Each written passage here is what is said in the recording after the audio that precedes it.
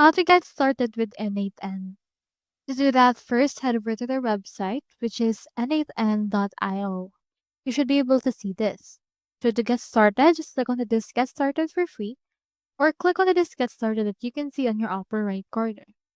Either way, they will redirect you into this new tab wherein you can just register by filling in your details, such as your full name, your email address, your password, as well as the account name that you want to use as a subdomain for your n8n cloud. Once you have filled up these details, just click on this Start 14-day trial. The great thing about n8n is they offer something like this, so you are actually free to explore everything. Once you're done with this, it requires no verification. It just asks some surveys like how many people in your company as well as what apps you want to use.